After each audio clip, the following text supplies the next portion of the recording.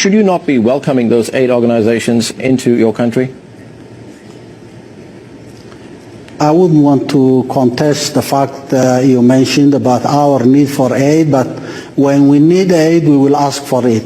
We cannot expect any party to impose aid on us when we have not asked for it. So how can one possibly make this an issue of controversy with the Eritrean government or with the people of this country?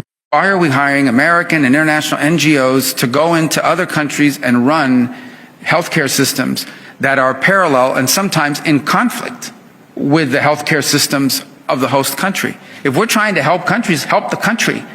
Don't help the NGO to go in and find a new line of business. And so that's what the model that we're breaking. We're not doing this anymore.